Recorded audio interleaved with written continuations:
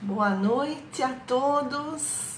Estamos aqui pelo Facebook do Grupo Espírita Meimei. Agradeço o convite e gostaria de iniciar pedindo a Deus, a Jesus, aos benfeitores espirituais que nos abençoe, a todos que estamos aqui e aqueles que nos próximos dias também estarão conosco, bem como aos nossos lares, nossos familiares, que assim seja. O nosso tema de hoje tem por título Imunidade Psíquica. Nós vamos começar falando da parábola dos trabalhadores da última hora, também chamado trabalhadores da vinha, que Jesus nos contou. Está lá no Evangelho segundo o Espiritismo, no capítulo 20, e foi extraído do Evangelho de Mateus. E esta parábola fala justamente deste momento de transição planetária. Então a parábola é a seguinte: o reino dos céus é semelhante a um pai de família que é proprietário de uma vinha, uma plantação de uvas, e saiu para contratar trabalhadores. E o dia judaico era dividido em horas a partir do momento em que o sol nascia. Então, às 6 horas da manhã de hoje era a primeira hora do dia judaico. Então, a parábola nos fala que esse senhor da vinha, ele saiu na primeira hora e foi até uma praça contratar trabalhadores para a sua fazenda e combinou que lhes pagaria 1 denário por esse dia de trabalho. 1 denário era a moeda romana daquela época. Depois da terceira hora, que às 9 horas da manhã daqui, ele foi também contratar mais trabalhadores, na sexta hora, na 9ª hora, e na 11ª hora, quer dizer, 5 horas da tarde, faltando 1 hora para o dia encerrar, para o sol se pôr, ele foi novamente na praça e havia algumas pessoas lá ociosas. E aí esse senhor da vinha lhes pergunta: mas por que vocês estão aí parados? E eles respondem: ninguém nos contratou. Então o senhor da vinha lhes diz: venham trabalhar na minha vinha. E terminado o expediente, 1 hora depois, ele fala para o seu mordomo, o administrador da fazenda: pague os trabalhadores, mas primeiro chame aqueles que chegaram por último. E assim, sucessivamente, você vai pagando e por último você chama aqueles que chegaram nas primeiras horas do dia. Quando aqueles que chegaram na 11ª hora e trabalharam 1 hora apenas ganharam 1 denário, todos observando, mas aqueles que chegaram na primeira hora do dia, às 6 horas da manhã, observando que eles também só ganharam 1 denário, eles ficaram indignados e foram reclamar com o senhor da vinha. Mas como nós que trabalhamos aqui o dia inteiro, assim, suportamos o calor, nós vamos ganhar o mesmo que esses que chegaram agora a 1 hora? E aí o senhor da vinha lhes responde: acaso o seu olho é mau porque eu sou bom? Eu não contratei que eu pagaria 1 denário? Tá aí, né? O contratado está pago. Então essa frase, por acaso o teu olho é mau porque eu sou bom, é um puxão de orelha para nós, porque está mostrando a inveja. E aí a parábola continua: assim serão os últimos os primeiros, e os primeiros os últimos, porque são muitos os chamados e poucos os escolhidos. Essa frase também deve ser refletida, porque são muitos os chamados, mas poucos os escolhidos. Então essa parábola nos mostra que o pai de família é Deus, os trabalhadores somos todos nós, todas as pessoas da humanidade, a terra é a vinha de Jesus, o trabalho é a aquisição de virtudes e o salário a construção do reino de Deus em nossos corações. Então essa parábola é comentada por 4 espíritos lá no Evangelho segundo o Espiritismo, no capítulo 20. É o Erasto, que foi discípulo de Paulo de Tarso, Constantino, que foi imperador romano no século IV depois de Cristo, Henri Heine, que foi um poeta, um jornalista alemão que viveu no século XIX, e o Espírito Verdade, que em várias passagens da codificação espírita subentende-se que é o próprio Jesus. Então vamos ver o que cada um deles nos fala. Constantino, ele diz assim: Jesus veio à Terra, mas desde séculos ele nos envia seus missionários para nos convidar em relação ao desenvolvimento do nosso espírito. Esse é o nosso maior propósito, a nossa evolução espiritual. E hoje, diz o Constantino, nós estamos nessa última hora da parábola, nessa 1/10 hora, porque o nosso planeta está completando mais um ciclo evolutivo. E estamos sendo convidados, então, diz o Constantino, para sermos pessoas melhores. Lá no Evangelho segundo o Espiritismo, no capítulo 17, sede perfeitos, os Espíritos nos dão a receita para atingirmos essa perfeição. Dizem eles: amar os inimigos, orar pelos que nos perseguem e caluniam. Mas orar pelos inimigos não significa somente orar por aqueles inimigos que estão fora de nós, mas também amar aquele inimigo que está dentro de nós, que são as nossas mazelas, nossas fraquezas, nossos vícios, nossos erros, nossas falhas, tudo aquilo que não gostamos em nós e que Carl Gustav Jung, discípulo de Freud, o pai da psicologia analítica, cunhou como sombra. Jung é muito citado pelo espírito Joana de Ângeles, pela mediunidade do Divaldo Pereira Franco.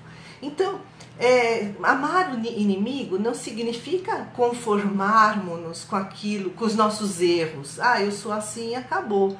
Não, significa aceitá-los para poder transformá-los. Jung dizia: nós só conseguimos mudar alguma coisa quando a aceitamos. Porque a condenação não libera, dizia ele. A condenação oprime.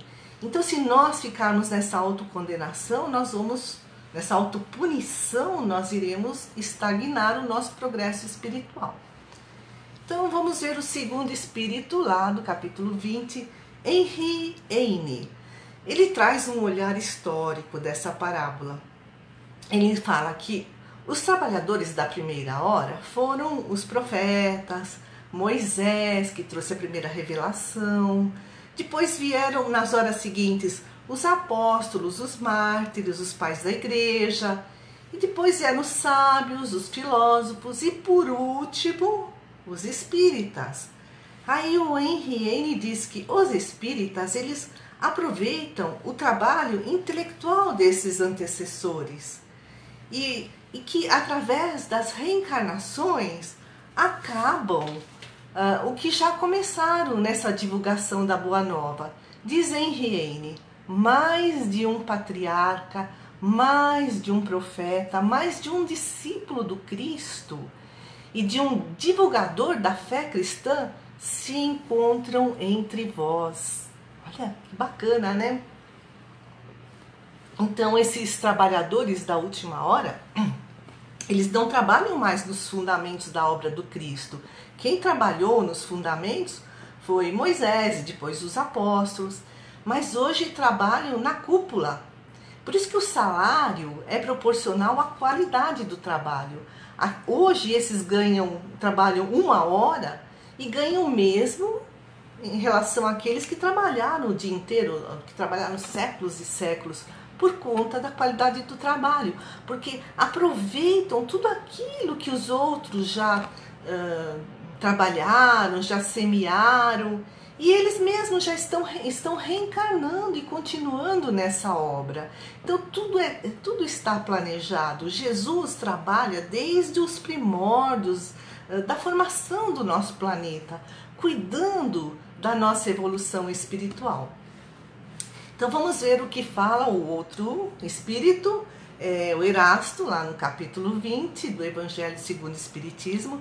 Ele diz que a missão dos espíritas é ir e pregai, diz ele, ide e pregai. Mas não é só pregar conhecimento, é também pregar pelos exemplos, através das boas obras. E aí ele fala que os espíritas são os trabalhadores da última hora, porque já têm conhecimento da realidade espiritual, sabem da existência do plano espiritual, das reencarnações, das leis divinas, lei de ação e reação, e também sabem da necessidade da prática da caridade. E aí a gente vem para esse momento atual, esse momento de pandemia. Qual está sendo a nossa conduta? Porque nós temos muita oportunidade de nos ajudarmos uns aos outros, na medida das nossas possibilidades, cada um como pode. A gente pode fazer doações para instituições de caridade, doação de sangue, o banco de sangue agora está desfalcado por conta desse momento. Podemos ajudar grupos de risco. Eu moro num prédio. Quando começou o isolamento, e nós temos um grupo no WhatsApp, todos os moradores desse prédio.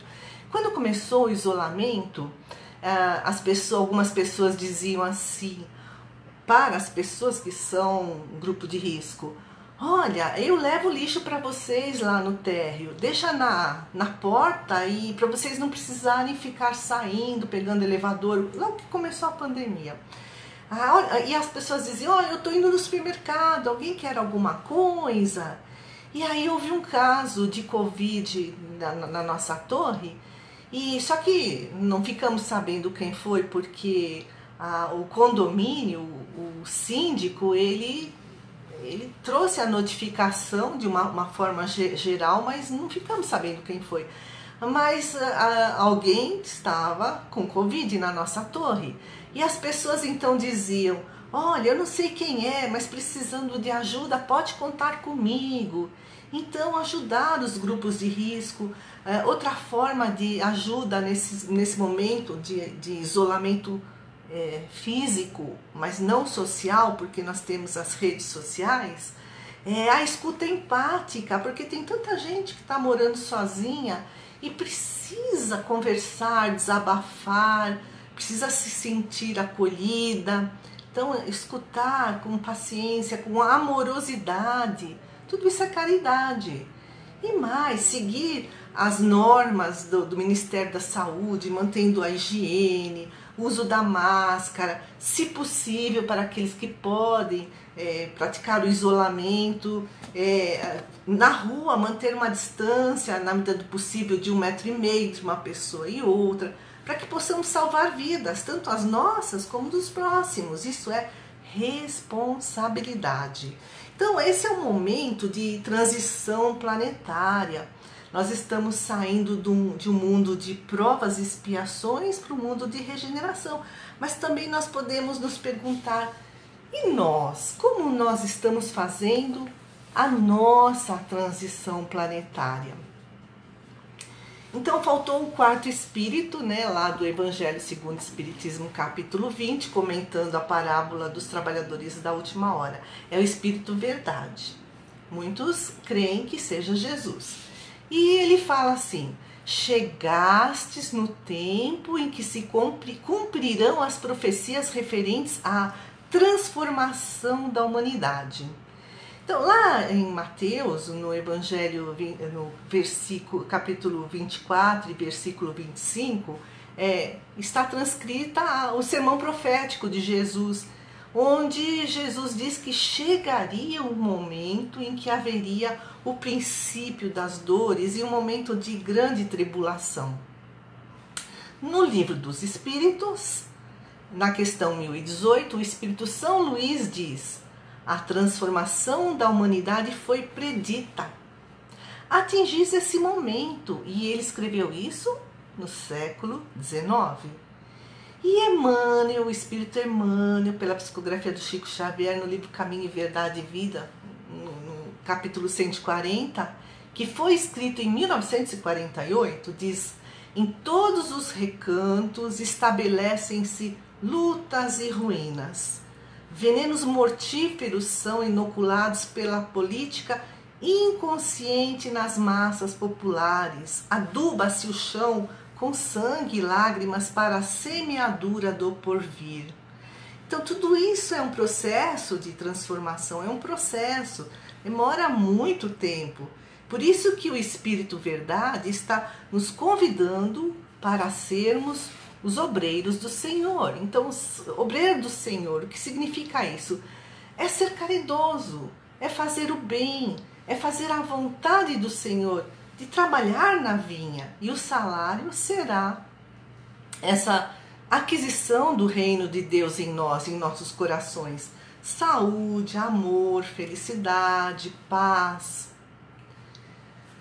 Lá no Evangelho segundo o Espiritismo, no capítulo 28, item 9, os Espíritos dizem que os médiuns também estão sendo convidados a serem obreiros do Senhor. Os médiuns têm uma importância muito grande porque, dizem eles, são intérpretes dos instrutores da espiritualidade que vêm ajudar a nossa transformação moral. Então, um médium que compreende o seu dever se esforça para promover o seu crescimento espiritual justamente para ter sintonia com os bons espíritos. A sintonia é uma questão de atração entre semelhantes. A escolha é nossa. A vida é um eco. Tudo que vai, volta. Se a gente não está gostando daquilo que está voltando para nós, então vamos observar o que estamos enviando para o mundo, para o universo. Ainda falando de mediunidade. A irmã Cidufo, espírito irmã Cidufo, pela psicografia do Vanderlei Soares de Oliveira, no livro Reforma Íntima Sem Martírio, no capítulo 14, que tem por título Imunidade Psíquica. É o título dessa palestra. Irmã se fala de um hospital lá no plano espiritual, fundado por Eurípides Barçanufo, chamado Hospital Esperança. E aí a irmã se fala de de uma situação em que Dona Maria Modesto Cravo, ela foi muito importante quando encarnada. Ela é que fundou o Sanatório Espírita de Uberaba. E agora, trabalhando no Hospital Esperança, ela e um grupo de jovens, diz a irmã, vem à Terra para socorrer Cesário. Cesário, diz a irmã, é um médium valoroso, só que ele está sendo perseguido por obsessores. Enquanto ele estava em casa, estava protegido, a vibração do seu lar estava muito boa. Mas aí ele saiu, pegou o carro, estava na rua, e ele sentiu um súbito mal-estar, porque ele foi atacado por uma matéria fluídica, enfermiça, de espíritos infelizes. E que ele sabia que eram espíritos que queriam atrapalhá-lo. E aí o que ele fez? Ele parou o carro e fez uma prece em favor desses espíritos, desses irmãozinhos menos felizes. E aí ele também pegou um livro e leu um trecho edificante. E mais, ele diz à irmã, se ele tem um anel luminoso na sua cabeça, é uma espécie de proteção que lhe dá imunidade psíquica. Por que ele tem essa imunidade psíquica? Né? É uma proteção a mais em relação ao ataque de vibrações negativas. Não é privilégio. Diz a irmã, o Cesário vem se dedicando à tarefa da educação de si mesmo. A educação de si mesmo, com devoção e persistência no bem há mais de 20 anos. Então isso é ser um obreiro do Senhor. É cuidar da sua evolução espiritual, buscar a sintonia com os bons espíritos. Então, por conta dessa atitude dele, dessa sua conduta elevada, dessa proteção também psíquica, dessa imunidade psíquica, a cilada que armaram para ele, esse mal-estar que ele sentiu, passou. A cilada foi frustrada. E aí, nesse capítulo 14 do Reforma Íntima Sem Martírio, a Dona Modesta continua dando uma aula para os jovens que a acompanhavam aqui na Terra. Então ela diz que há 3 tipos de obsessores. Aqueles que são os credores do passado, então nós fizemos algum mal a eles, nós os prejudicamos e eles se tornaram inimigos nossos e agora vêm querer nos prejudicar. Esse é um tipo. Tem os oportunistas, que por conta da nossa invigilância de pensamentos, palavras e atitudes, atraímos os semelhantes. E tem os adversários do bem, da causa de Jesus, que é o caso do Cesário.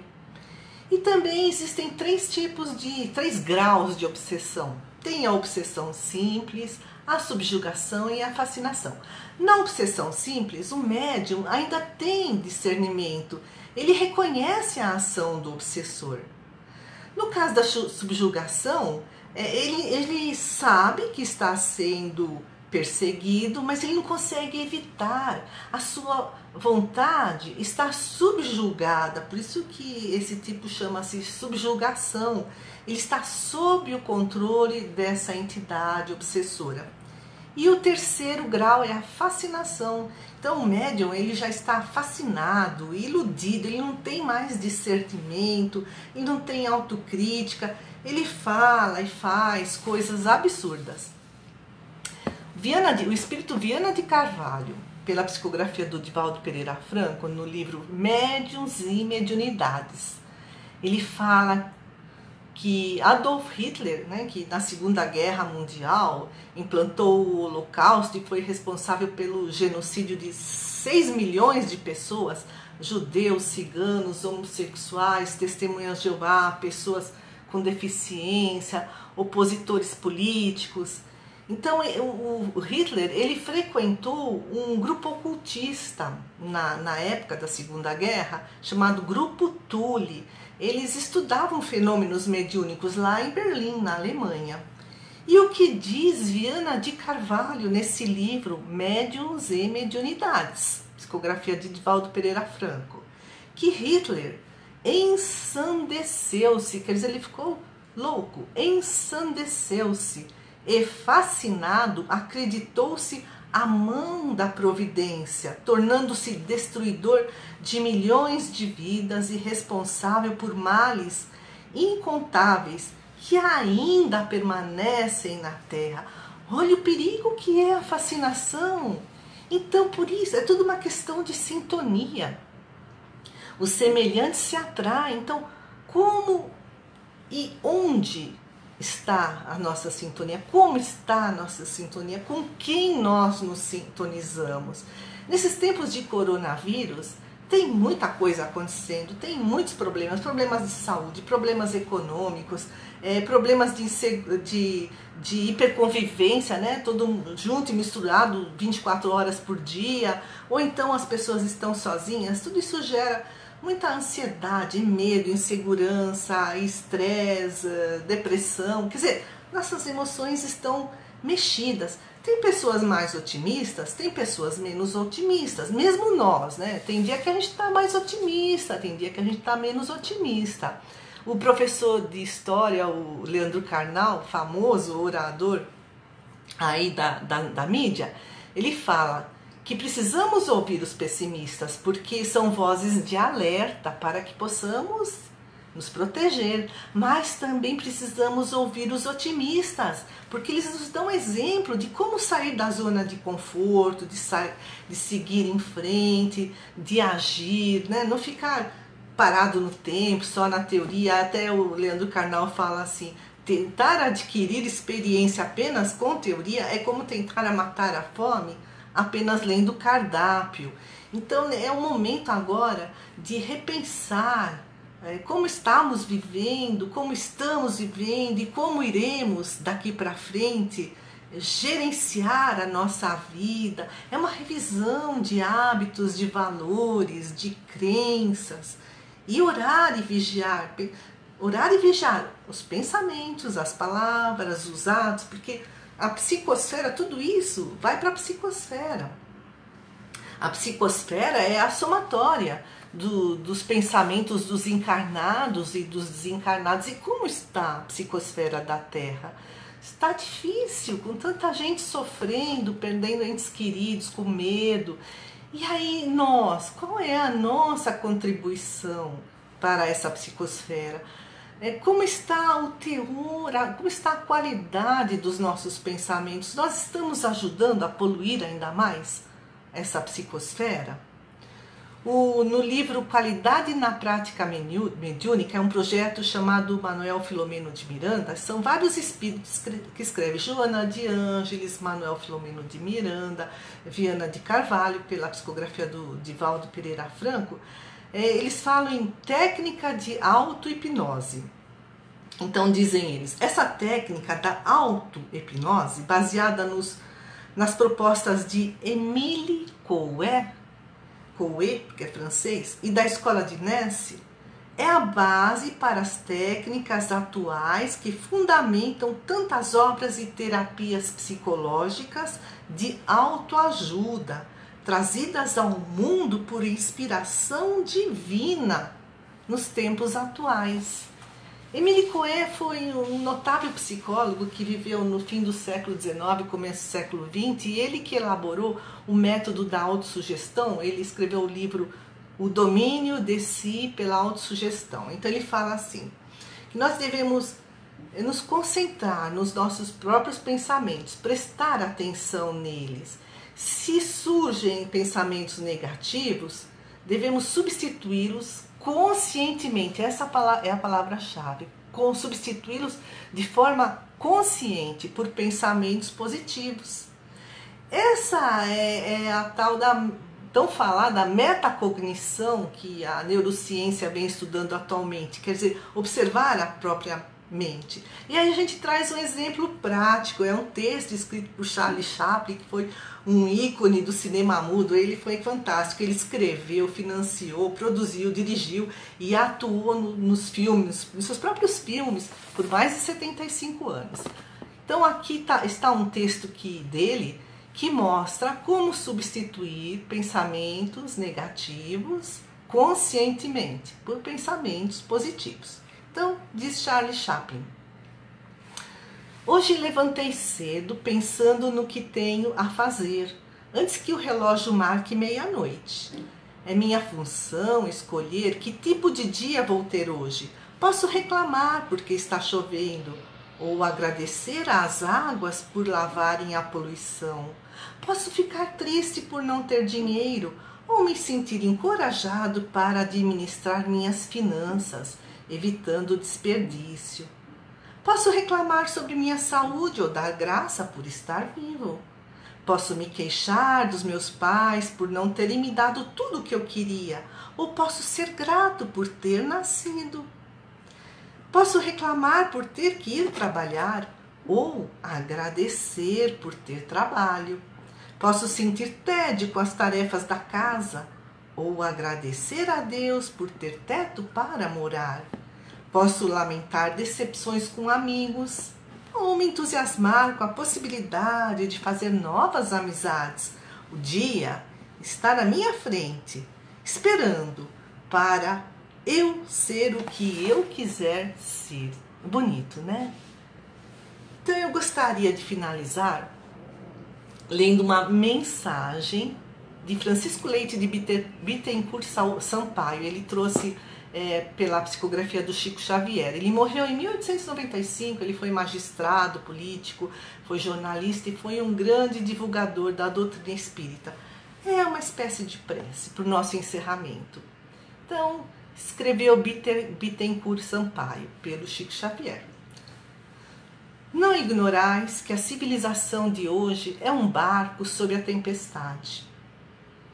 Mas enquanto mastros tombam oscilantes e estalam vigas mestras, aos gritos da equipagem desarvorada ante a metralha que incendeia a noite moral do mundo, o Cristo está no leme, servindo-o infatigavelmente.